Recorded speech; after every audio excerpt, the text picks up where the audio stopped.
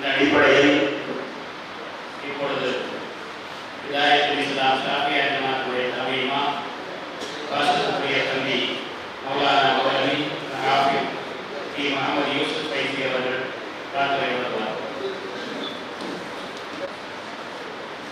அல்ஹம்துலில்லாஹ் வஸ்ஸலாத்து வஸ்ஸலாமு அலா ரசூலில்லாஹி ஸல்லல்லாஹு அலைஹி வஸல்லம். أعوذ بالله من الشيطان الرجيم بسم الله الرحمن الرحيم وقل رب زدني علما. கண்ணியத்திற்கும் மிகுந்த மரியாதைக்கும் உரித்தான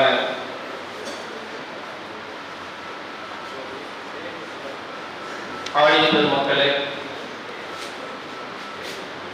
இந்த மேடையில் வைத்திருக்கும் அறிவில் சிறந்த என்னுடைய ஆசான்களே, கோட்டை ஹிதாயத்துல் இஸ்லாம் ஷாஃபியா ஜமாஅத்தினுடைய மரியாதைக்குரிய நிர்வாக ஆளுமைகளே மற்றும் சுன்னத்துல் ஜமாஅத்தினுடைய வீரியமிக்க செயல் வீரர்களாக செயல்பட்டுக் கொண்டிருக்கும் வாலிபர்களே, மன்பவர்களும் இந்தாவர்களும் அரபு கல்லூரிகளினுடைய மாணவர் கண்மணிகளே, அறிவில் சிறந்த அறிஞர் பெருமக்களும் ஆசான்களும் வீட்டிருக்கிற வேளையில் கல்வியில் எளியவன் என்னை பேச அழைப்பது வியப்பென்றாலும் ஒரு ஆசிரியர் முன் ஒப்புவிக்கும் மாணவனை போல சில கருத்துக்களை சக ஆய்வாக உங்களோடு பகிர்ந்து கொள்வதில் ஆசையும் ஆர்வமும் கொண்டிருக்கிறேன். மல்வாவுல் அரபிக் கல்லூரி நூற்றுக்கணக்கான ஆய்வுகளை உருவாக்கிய ஒரு பட்டறை. அதன் ஆசிரியர் பெருமக்கள் சிற்பிகளாக செயல்பட்டு சமுதாயத்திற்கு மதிப்புமிக்க பலன்களை கொடுத்திருக்கக்கூடிய ஆசான்கள். மல்வாவுல் அரபுக் கல்லூரியில் பயின்ற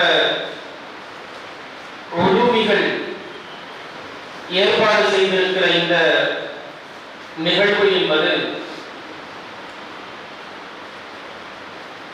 ஒரு முக்கிய குறிக்கோளை கொண்டதாக அண்ணல் பெருமானார் கண்மணி ரசூலுல்லாஹி ஸல்லல்லாஹு அலைஹி வஸல்லம் அவர்களின் புகழையும் புகழ்ச்சியையும் பறைசாற்றுவதுடன் அதை எதிர்க்கிற புகழ்பாடுவதை மட்டுப்படுத்தி பேசுகிறவர்களை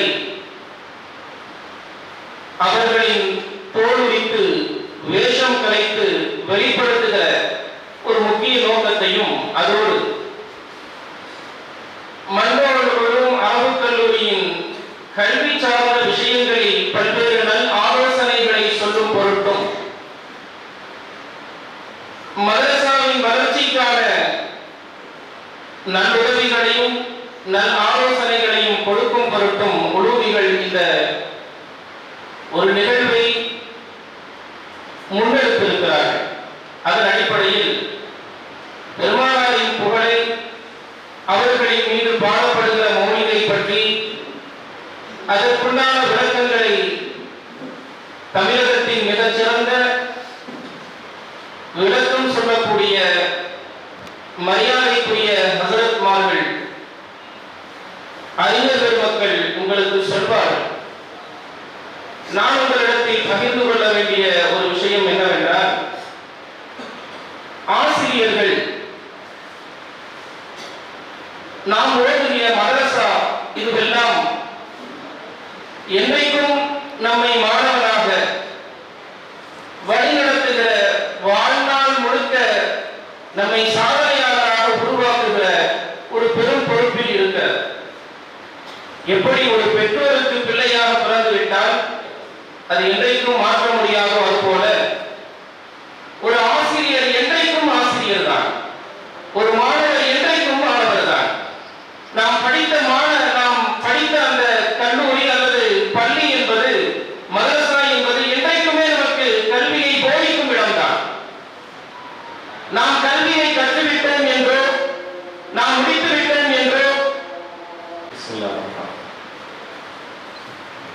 எனவே நாம் ஆசிரியர்களுக்கு என்றைக்குமே மாணவர்களாக, மதரசாவிற்கு நாம் பயின்ற காலம் நினைவில் கொண்டு எப்போதும் அதற்கு மாணவர்களாகத்தான் இருக்கிறோம் என்பதுதான் நிதர்சனம்.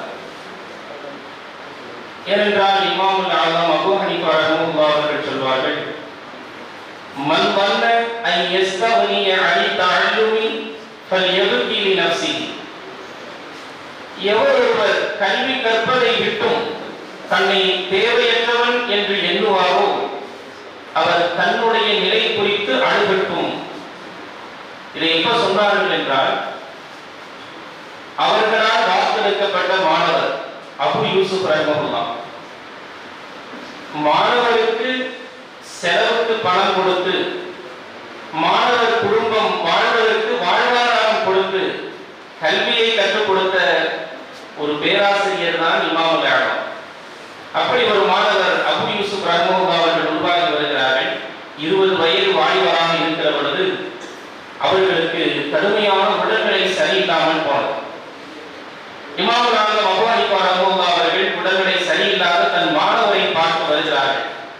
கடும் நோய்வாய்ப்பட்டு இருக்கிற மாணவர் இறந்து விடுவாரோ என்கிற எண்ணம் பலருக்கு இருக்கிறது. தன் மாணவரை பார்த்து, மயக்கத்தில் இருக்கிற மாணவரை பார்த்து பக்கத்தில் இருந்தவர்களிடம் சொன்னார், எனக்கு பின்னால் இவர்தான் என்று நான் கருதி இருந்தேன். இவர் மரணித்து விட்டால் இவரோடு இல்முன் கஸீரும், அதிகமான கல்விகளும் இறந்துவிடும் என்று சொல்லிவிட்டு செல்வார்கள். அல்லாஹ் ஆஃபியத்தை கொடுத்து விடுவான். அபு யூசுப் ரஹ்மத்துல்லாஹ் அவர்கள் ஆரோக்கியமாகிவிட்டு அவர்கள் தன்னுடைய ஆசானுடைய மஜ்லிஸுக்கு போறதுக்காக சென்று கொண்டிருக்கிற பொழுது நலம் விரும்பி ஒருவர் சந்திப்பார். சந்தித்து, நீங்க எங்க போறீங்க? அபூ ஹனீஃபா ரஹ்மத்துல்லாஹ் அவர்களுடைய மஜ்லிஸிற்கு, மதரசாவிற்கு போகிறேன். நீங்கள் கல்வியில் நிறைவு பெற்று விட்டீர்கள், நீங்களே இப்போது ஒரு மஜ்லிஸிற்கு உஸ்தாதாக இருக்கலாம், நீங்களே ஒரு மதரசாவிற்கு உஸ்தாதாக இருக்கலாம். ஏனென்றால் உங்களுடைய ஆசிரியர் இப்படி சொன்னார், நிறைய கல்விகள் அவரிடத்தில் இருக்கிறது, எனக்கு பின்னால் என்னுடைய மாணவன் அபு யூசுப் தான் என்று சொன்னார். என்று சொன்னவுடன் அபு யூசுப் ரஹ்மத்துல்லாஹ் அவர்களுக்கு பெருமிதமாகவும், அதே சமயத்திலே நாம் ஏன் ஒரு மதரசா, ஒரு மஜ்லிஸை நாமே துவக்க கூடாது என்று மஜ்லிஸை அவர்களும் துவக்கிவிட்டார்கள். இமாமுல் ஆலம் அபூ ஹனீஃபா ரஹ்மத்துல்லாஹ் அவர்கள் தன்னுடைய மஜ்லிஸிற்கு அபு யூசுப் அவங்க வரலன்னு தெரிஞ்ச உடனே என்ன ஏதுன்னு செய்தி கேட்கிறார். சொல்லப்படுகிறது, அபு யூசுப் ரஹ்மத்துல்லாஹ் அவர்கள் தனியாக மஜ்லிஸை துவக்கி விட்டார்கள், அவர்கள் கல்வியில் நிறைவு பெற்று விட்டார்கள், அதனால் தனியாக ஃபத்வாக்கள் கொடுத்துக் கொண்டிருக்கிறார்கள் அப்படிங்கிற செய்தி கேள்விப்படுறார். உடனே ஒரு மாணவர் தன்னுடைய ஒருவரை அழைத்து அபு யூசுப்பிடம் சென்று, நான் சில மஸ்தலாக்களை கேட்கிறேன், அந்த மஸ்தலாக்களை நீ கேள், அதற்கு அவர் என்ன பதில் சொல்லுகிறார் என்று தெரிந்து விட்டு வா என்று ஆசிரியர் அனுப்பி வைக்கிறார் அபூ ஹனீஃபா ரஹ்மத்துல்லாஹ் அவர்கள். இந்த மாணவர் வருகிறார். அபு யூசுப் ரஹ்மத்துல்லாஹ் அவர்களிடத்தில் முதல் கேள்வி கேட்கிறார், ஷேக் அவர்களே, ஒருவன் ஒரு திருகத்திற்கு ஆடை சாயமிடும் ஒரு ஊழியரிடம், ஆடை சாயமிடக்கூடியவனிடம் ஒரு திருகத்திற்கு தன்னுடைய ஆடையை சாயமிடுவதற்கு கொடுத்திருக்கிறார். சில நாட்கள் கழித்து வருகிறார், சாயமிட்ட ஆடையை கேட்கிறார். அதற்கு அந்த தொழிலாளி,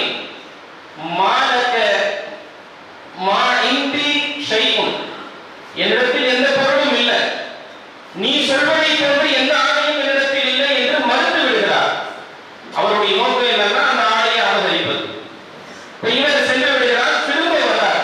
திரும்ப வருகிற பொழுது ஒரு கட்டத்திலே அவர் ஆடையை, சாயமிடப்பட்ட நிலையில் ஆடையை திரும்ப கொடுக்கிறார்.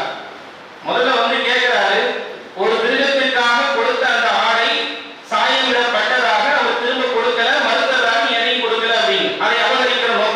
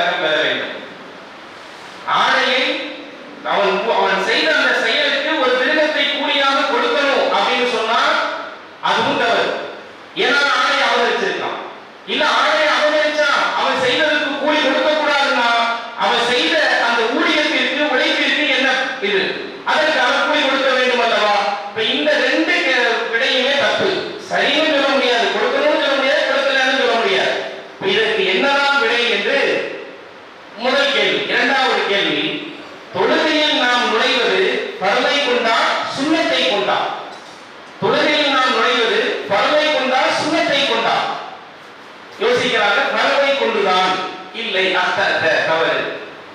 கொஞ்ச நேரம் யோசித்துட்டு சுண்ணத்தை கொண்டுதான் தவறு. இப்ப இதற்கான விடையை நீங்கள் அபூ ஹனீஃபா ரஹ்மத்துல்லாஹி தான் பெறணும். நேராக ஓடோடி செல்கிறார்கள் தன் ஆசிரியர் தந்தையிடம். எனக்கு சொல்லுங்கள் அதற்கான விடையை. நீங்கள் தான் மஜ்லிஸ கூட்டிட்டீங்களே, இல்ல உஸ்தாத் ஆயிட்டீங்களே, முஃப்தி ஆயிட்டீங்களே, இந்த கேள்விக்கு மஸ்அலாவுக்கு நீங்களே விடை சொல்லலாமேன்னு சொல்லுவாங்க. ஆசிரியரே எனக்கான விடையை, எனக்கு கல்வியை சொல்லிக் கொடுங்கன்னு கேட்கிறார். அப்ப அபூ ஹனீஃபா ரஹ்மத்துல்லாஹி அவர்கள் சொல்கிறார்கள், அவன் அந்த ஆடையை அபகரிப்பதற்கு முன்பு சாயம் விட்டிருந்தால், அபகரிப்பதற்கு முன்பே சாயம் விட்டிருந்தால் அந்த ஆடைக்கு உண்டான கூலியை கொடுக்கணும். ஏன்னா அவன் சாயம் விடும் பொழுது இவருடைய ஆடையாக அவன் நினைத்து சாயம் விட்டான். சாயம் விட்ட அல்லது அவன் அபகரித்த பிறகு இல்லை என்று மறுத்த பிறகு அவன் சாயம் விட்டிருந்தால் அவன் தனக்காக வேண்டி சாயம் விட்டிருக்கிறான். எனவே அதற்கு கூலி கொடுக்க தேவையில்லை. சரி, தொழுகையில சுன்னத்தை கொண்டு நுழையிறோமா, பரலை கொண்டு நுழையிறோமா? தக்பீர் சொல்வது அது பரவு, தொழுகைக்குள் நுழைவதற்கான பரவு. ரஃபுல் யதைன் சுன்னத்து, பரவு சுன்னத்து ரெண்டையும் கொண்டுதான் தொழுகையில நுழையும் என்பதாக அபூ ஹனீஃபா ரஹ்மத்துல்லாஹி அவர்கள் சொல்லிவிட்டு இந்த செய்தியை சொல்லிவிட்டு சொல்வார்கள், மன் தன்ன அன் யஸ்தக்னிய அனி தஅல்லுமி ஃபல்யப்கி நஃப்ஸி, எவன் கல்வி கற்பதை விட்டும் தன்னை தேவையற்றவன் என்று எண்ணுகிறானோ அவன் தனக்காக தன் நிலை குறித்து அழுது கொள்ளட்டும். எனவே அன்புக்குரியவர்களே, நாம் இன்றைக்குமே இந்த மதரசாவிற்கும் ஆசிரியர்களுக்கும் மாணவர்கள் தான். நாம் ஓதிய காலங்களோ நாம் படித்த விஷயங்களோ இன்றைக்கும் முழுமை பெறவில்லை. நாம் கற்றுக்கொண்டே இருக்கிறோம். நம் ஆசான்கள் கற்றுக் கொடுத்துக் கொண்டே இருக்கிறார்கள் என்பதுதான் உண்மை. எனவே மதரசாவின் வளர்ச்சிக்காக, மதரசாவினுடைய நல்ல முன்னேற்றத்திற்காக முழுமைகளாகிய நீங்கள் முழுமையான இதற்கான நம் மதரசா, நான் ஓடுகிற மதரசா, ஓடிய மதரசா சொன்னாதான் அது நம்ம வெளியே போயிட்டோம் அப்படிங்கிற அர்த்தம் வந்து, நாம் ஓடுகிற மதரசா, நம் ஆசான்கள் இருக்கிற மதரசா, அதற்கான வளர்ச்சிக்கும் முன்னேற்றத்திற்கும் நம்மால் என்ன முடியும், நாம் என்ன செய்ய வேண்டும் என்பதையும் தாண்டி அதிகமான முயற்சிகள் செய்வதற்கு வல்ல இறைவன் தௌஃபீக் தந்தருள்வானாக.